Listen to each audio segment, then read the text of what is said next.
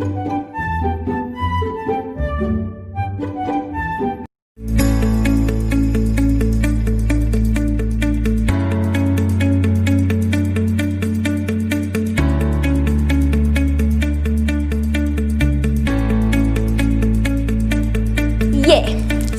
आज हम लेने वाले हैं डाउट्स। जो मेरे पास जितने भी डाउट्स इकट्ठे हुए थे आज मैं उन सबको क्लियर करूंगी।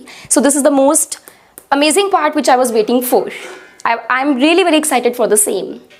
Hello friends, here Kanika, I welcome you all to my YouTube channel dream physics.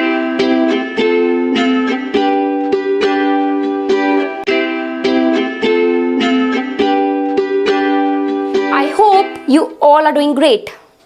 सो हमने जिस तरह से 11 to 12 videos we have covered on unit number first of 11th class chapter and with much more struggle, with much more hopes हम आगे भी videos बनाते रहेंगे।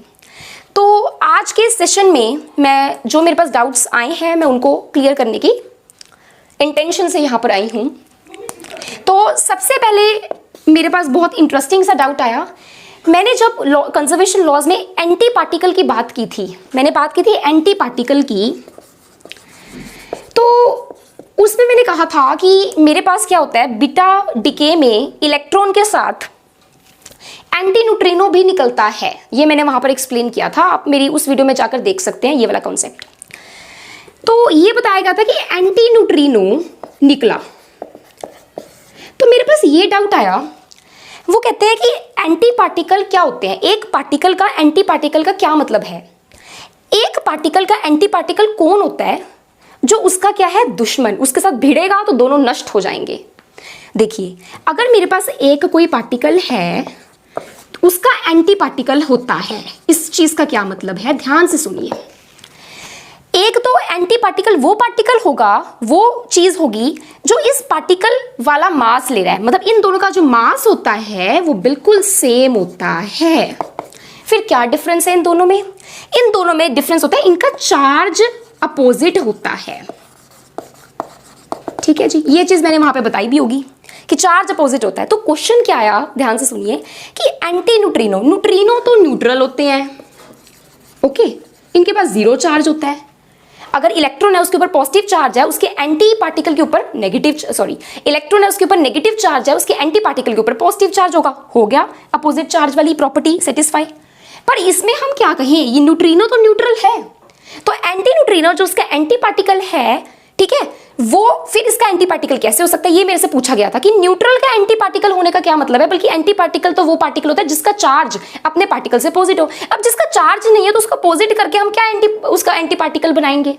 तो यहां पर हम ये गलती कर जाते हैं कि हम ये सोचते हैं कि बस पार्टिकल का एंटी पार्टिकल वो होता है जिसका चार्ज अपोजिट है। ऐसा नहीं होता, और भी प्रॉपर्टीज डिफर करती हैं, जैसे कि उसकी स्पिन, कि दोनों की स्पिन अपोजिट होनी चाहिए, उनकी स्पिन मैटर करती है, ओके, उनकी मैग्नेटिक प्रॉपर्टीज मैटर करती हैं। स्पिन के साथ साथ ये इनके पास एक प्रॉपर्टी होती है पार्टिकल और एंटी पार्टिकल के पास, कि क्या है, इनको जब मिलाएंगे ना, जब ये पार्टिकल या एंटी पार्टिकल दोनों मिले, बिल्कुल हमारे पास क्या निकली, दोनों मिले, दोनों नष्ट होकर सिर्फ एनर्जी रेज निकल गई। दे एनिहिलेट ईच अदर, मिलके एक दूसरे को नष्ट करके एनर्जी रेज बना दिया, कि दो पार्टिकल्स थे मिलकर रेज बन गई, वो खत्म हो गई, रेज बन गई।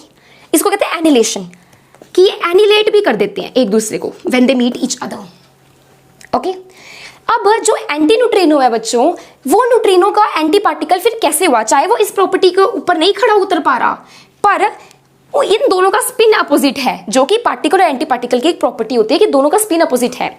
जो मेरा एंटी न्यूट्रिनो है वो क्लॉकवाइज स्पिन है उसकी, और जो न्यूट्रिनो है, ओके, उसकी एंटी क्लॉकवाइज और कंट्रा क्लॉकवाइज स्पिन है। ये वाली प्रॉपर्टी तो सेटिस्फाई कर रहा है ना, चाहिए नहीं कर रहा। उसके बाद देखिए, अगर मैं एंटी न्यूट्रिनो को एनिहिलेट मतलब मिला दूंगी तो वो एक दूसरे को नष्ट कर देंगे। यहां से भी हमें इंडिकेशन मिल रही है कि दोनों के क्या है, एक दूसरे के एंटी पार्टिकल्स हैं। ओके, तो सिर्फ चार्ज अपोजिट एक प्रॉपर्टी नहीं होती है एंटी पार्टिकल बनने के लिए। कौन सी प्रॉपर्टी होती है, स्पिन भी अपोजिट होना चाहिए एंड दे मस्ट एनिहिलेट, और ये दो प्रॉपर्टीज बिल्कुल ये फॉलो करता है एंटी न्यूट्रिनो। तो एंटी न्यूट्रिनो इस तरह से न्यूट्रिनो का एंटी पार्टिकल होगा। इसके बाद मेरे पास जितने भी डाउट्स आए वो इससे रिगार्डिंग थे कि ma'am when the course will be completed, okay कब कोर्स कंप्लीट होगा? एक मेरे पास डाउट आया कि कब तक वीडियो अपलोड हो जाएगी। तो टाइम का कोई हार्ड एंड फास्ट रूल नहीं है, आपको अपडेट आना मिलना चाहिए। और अपडेट के लिए आप हमें इंस्टाग्राम पर फॉलो कर सकते हैं, जिसका लिंक हम अपनी डिस्क्रिप्शन पे दे देंगे। उसके साथ साथ आप हमें ट्विटर पर फॉलो कर सकते हैं, ट्विटर का लिंक भी आपको अपनी स्क्रीन पर हम प्रोवाइड कर रहे हैं साथ में।